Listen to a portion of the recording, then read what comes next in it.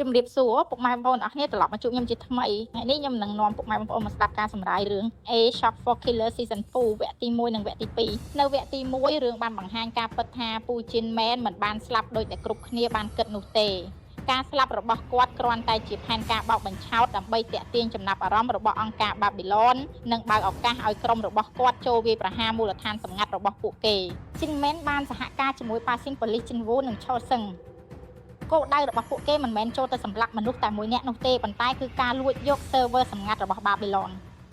នៅក្នុង server នោះមានព័ត៌មានសម្ងាត់ជាច្រើនទាក់ទងនឹងការធ្វើឃាតការចាប់ចម្រិតការជួញដូរអាវុធនិងប្រតិបត្តិការខុសច្បាប់ដែល Babylon បានធ្វើអស់រយៈពេលជាច្រើនឆ្នាំជីនមែនចង់យកព័ត៌មានទាំងនេះធ្វើជាអាវុធគំរាមដើម្បីបញ្ឈប់ Babylon មិនឲ្យតាមសម្លាប់ជីអាននិងមនុស្សដែលនៅជុំវិញនាងតទៅទៀតដោយសារមូលដ្ឋាន Babylon មានការការពារយ៉ាងតឹងរ៉ឹងក្រុមជីនមែនបានលាក់ខ្លួននៅក្នុងឡានប្រមូលសម្រាមហើយប្រើធុងសម្រាមដែលអាចបិទបាំងការត្រួតពិនិត្យដោយម៉ាស៊ីន scan ឆុលសឹងទទួលភារកិច្ចវាយចូលប្រព័ន្ធកាមេរ៉ាសុវត្ថិភាពចំណែកជីនមែននិងប៉ាស៊ីនត្រូវចូលឃ្លាំងអាវុធដើម្បីយកគ្រាប់បែកសម្រាប់បំផ្ទុះកន្លែងរក្សាទុក server ប៉ុន្តែនៅពេលប្រតិបត្តិការកំពុងដំណើរការជីនមែនទទួលដំណឹងថាក្រុមទាហានស៊ីឈ្នួលរបស់គូម៉ាបានធ្វើដំណើរទៅកាន់ហាងក្រោមដីដែលជីអានកំពុងស្នាក់នៅដោយបារម្ភពីសុវត្ថិភាពក្មួយស្រីជីនមែនបានបញ្ជាឲ្យប៉ាស៊ីននិងជីនវូដកខ្លួនចេញពីបេសកកម្មដើម្បីទៅជួយការពារជីអានទោះបីបាត់បង់សមាជិកសំខាន់ក៏ដោយជីនមែននិងឆុលសឹងនៅតែបន្តផែនការជីនមែនបានក្លែងខ្លួនជាប្រធានក្រុមបែលហើយប្រើពាក្យសម្ងាត់ចូលទៅក្នុងតំបន់ការពាររបស់បាប៊ីឡនក្រោយពេលឆ្លងកាត់ការត្រួតពិនិត្យជីនមែនបានចូលឃ្លាំងអាវុធយកគ្រាប់បែកនិងរៀបចំបន្ទោសផ្លូវចូលទៅកាន់បន្ទប់ server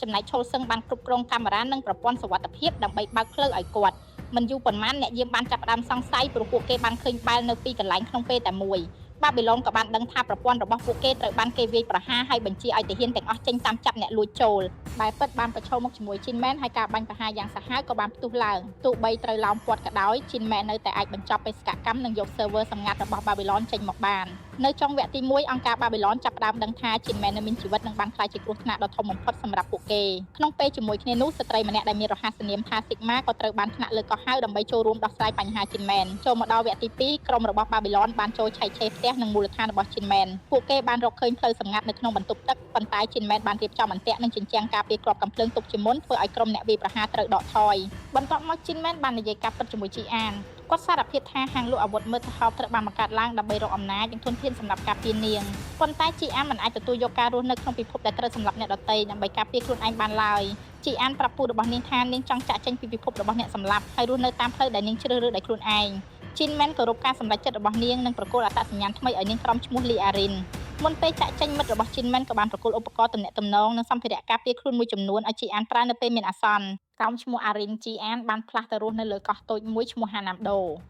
នាងធ្វើការជាមួយអ្នកភូមិប៉ុន្តែមិនសូវនិយាយស្ដីឬបង្កើតទំនាក់ទំនងជាមួយនរណាឡើយនៅពេលយប់នាងតែងតែរត់ហាត់ប្រាណនិងបន្តហ្វឹកហាត់ខ្លួនដើម្បីត្រៀមប្រឈមនឹងគ្រោះថ្នាក់ដែលអាចកើតឡើងគ្រប់ពេលយុវជនម្នាក់ឈ្មោះវូជីនចាប់អារម្មណ៍និងតែងតែព្យាយាមជួយនាងថ្ងៃមួយវូជីនបានចូលទៅក្នុងទីធ្លាផ្ទះរបស់អារីនហើយប្រទះឃើញឧបករណ៍និងការរៀបចំការពារខ្លួនដោយចម្លែកទោះជាសង្ស័យក៏ដោយគេមិនបានសួរនាំច្រើនព្រោះគេយល់ថាមនុស្សគ្រប់គ្នាសុទ្ធតែមានអតីតកាលផ្ទាល់ខ្លួនចំណែកជីនមែនបានយកព័ត៌មានពី server ទៅចរចាជាមួយតំណាងផ្នែកច្បាប់របស់បាប៊ីឡនគាត់បង្ហាញថាខ្លួនមានឯកសារសម្ងាត់អំពីប្រតិបត្តិការធ្វើឃាតនិងអំពើខុសច្បាប់ជាច្រើនរបស់អង្គការនេះលក្ខខណ្ឌរបស់ជីនមែនគឺបាប៊ីឡនត្រូវបញ្ឈប់ការតាមប្រមាញ់ជីអាននិងមនុស្សទាំងអស់ដែលធ្លាប់ពាក់ព័ន្ធជាមួយគាត់ជារៀងរហូតបើជីអានរងរបួសឬមានមនុស្សគួរឲ្យសង្ស័យចូលទៅក្បែរនាងគាត់នឹងបញ្ចេញព័ត៌មានសម្ងាត់ទាំងអស់ជាសាធារណៈដើម្បីបង្ហាញថាគាត់ចង់ចរចាពិតប្រាកដជីនមែនក៏បានបិទដំណើរការហាងមើលថែបដោយមិនកំណត់ពេលនិងផ្អាកការលក់ទំនិញទាំងអស់ការបាត់បង់ server បានធ្វើឲ្យសាខាបាប៊ីឡនប្រចាំប្រទេសកូរ៉េខ្សោយអស់រយៈពេល1ឆ្នាំពួកគេមិនអាចធ្វើប្រតិបត្តិការបានដូចមុនហើយចំណូលរបស់អង្គការក៏ធ្លាក់ចុះយ៉ាងខ្លាំងដោយសារការបរាជ័យនេះកូសាណាហ្គីជីនដែលជាប្រធានបាប៊ីឡនប្រចាំតំបន់អាស៊ីខាងកើតបានធ្វើដំណើរមកកូរ៉េ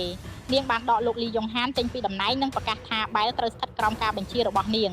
គោលដៅថ្មីរបស់កូសាណាហ្គីគឺចាប់ជីនមែនទាំងរស់និងយក server សម្ងាត់ត្រឡប់មកវិញនាងក៏បាននាំក្រុមប្រតិបត្តិការបរទេសចូលមកកូរ៉េដោយសម្ងាត់ដើម្បីរៀបចំការតាមប្រមាញ់ជាថ្មីនៅលើកោះជីអានបានធ្វើដំណើរទៅដីគោកដើម្បីទិញទូរស័ព្ទថ្មីនៅទីនោះបុរសអាចកំបាំងម្នាក់បានតាមដាននាងនិងស្នើឲ្យនាងចូលធ្វើការជាមួយគេព្រោះគេមើលឃើញថានាងមានសមត្ថភាពជាអ្នកប្រយុទ្ធតាំងពីកំណើតប៉ុន្តែជីអានបានបដិសេធភ្លាមៗដោយសារអាកាសធាតុមិនល្អកប៉ាល់ដឹកអ្នកដំណើរទៅកោះត្រូវបានផ្អាកពូជីនបានមកទទួលជីអានដោយទូករបស់ខ្លួននិងនាំនាងត្រឡប់ទៅផ្ទះតាមផ្លូវពួកគេត្រូវកងឆ្មាំសមុទ្របញ្ឈប់ដើម្បីត្រួតពិនិត្យទំនិញខុសច្បាប់ខណៈវូជីនបង្ហាញអាការៈភ័យនិងហាក់ដូចជាកំពុងលាក់អ្វីមួយនៅចុងវគ្គជីនមែននិងក្រុមរបស់គាត់បានរកឃើញសារថ្មីមួយនៅក្នុងប្រព័ន្